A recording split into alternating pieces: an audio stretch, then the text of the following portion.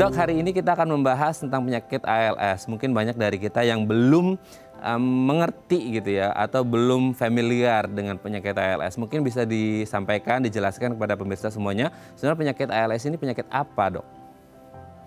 Baik, pasti kalau dengar Stephen Hawking pasti banyak yang tahu ya. Jadi Betul. penyakit ALS ini tadi sudah dijelaskan. Yeah. Ini adalah penyakit yang mengenai fisikawan terkenal almarhum Stephen Hawking. Penyakit ini adalah penyakit degeneratif. Jadi dia mengenai sistem saraf dan otot. Terjadi kerusakan degeneratif pada sel syaraf yang kita sebut sebagai motor neuron. Ini adalah sel saraf yang memberikan perintah gitu ya ke sistem motorik agar otot itu bisa bekerja gitu.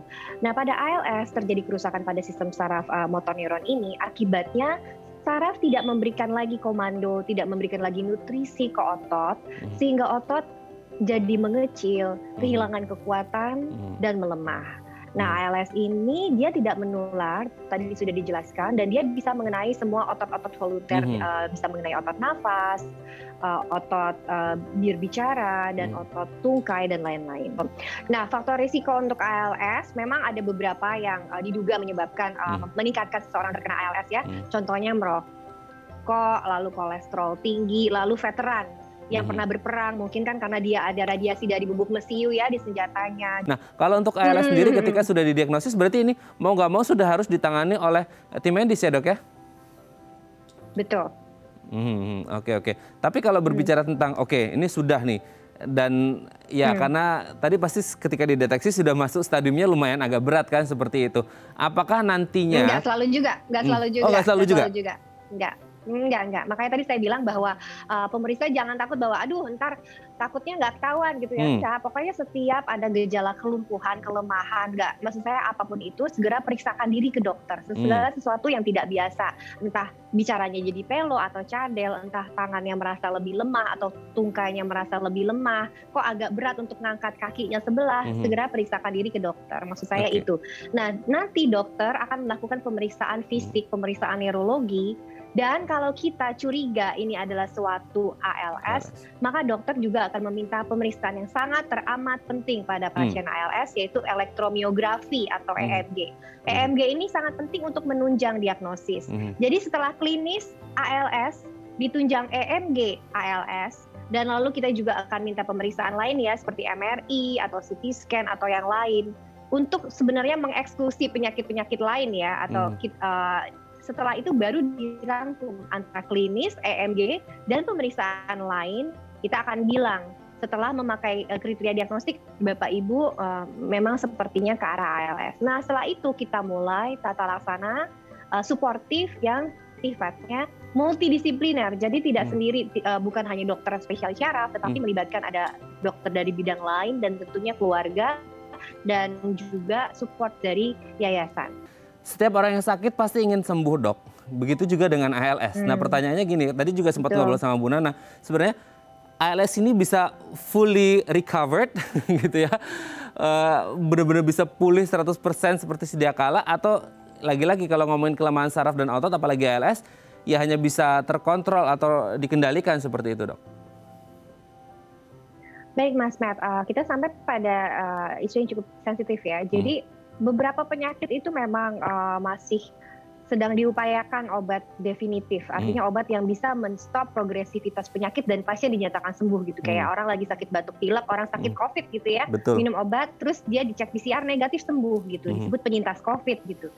Tetapi pada pasien ALS memang obat yang definitif itu masih terus diupayakan. Jadi obat kadang terus jadi oh ya udah nggak ada yang bisa dikerjain gitu, nggak ada yang bisa dikerjakan gitu kan, nggak ada obatnya. Sebenarnya itu konsep paradigma yang kita sedang mau mendobrak gitu, bahwa ya memang benar bahwa sampai detik ini ya dengan penuh dengan tentunya penuh empati bahwa memang obatnya belum ada definitif, tetapi ada banyak cara loh, ada banyak yang bisa kita kerjakan baik menggunakan obat maupun tanpa obat untuk membuat pasien ALS itu tetap fungsional, tetap bermartabat, dan tetap produktif gitu, sedekat mungkin memberikan apa yang dia harapkan. Olahraga penting, Dok? Penting, sesuai kondisi medis ya. Oke, harus disesuaikan dengan kapasitas dan kapabilitas berarti ya, Dok ya? Betul sekali. Oh, Kalau oke. misalnya ada saraf kejepit, masa mau bungee jumping misalnya. Ya nggak juga ya kalau saraf Sesuaikan dengan kejepit. kondisi medis. Berat badan ideal juga berpengaruh Ntar ke saraf kita, Dok?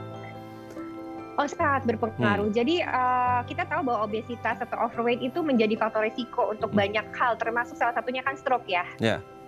Nah, jadi kalau ditanya untuk kesehatan syaraf, nomor satu buat saya adalah kita harus tahu dulu checklist kelemahan kita di mana. Jadi kalau udah yang kayak saya gini, udah 40 tahun ke atas gitu ya, udah mulai cross check aja medical check up, cek deh ada kolesterol nggak, ada darah tinggi, kencing manis, ada penyakit jantung nggak, dan kalau ada itu semua di-treat, konsultasi dengan dokter medis yang terkait dan diatasi. Intinya kalau ada darah tinggi idealnya kita capai gitu ya 1380.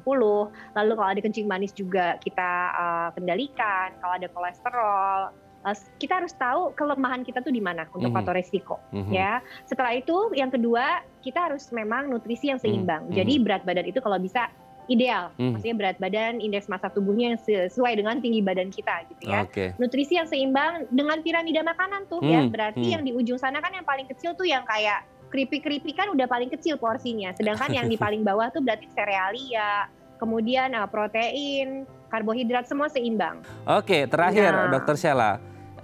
Ini kan juga teman-teman pasien ALS juga butuh semangat gitu ya, penyemangat bagaimana support system apalagi dari teman-teman Yayasan ALS Indonesia.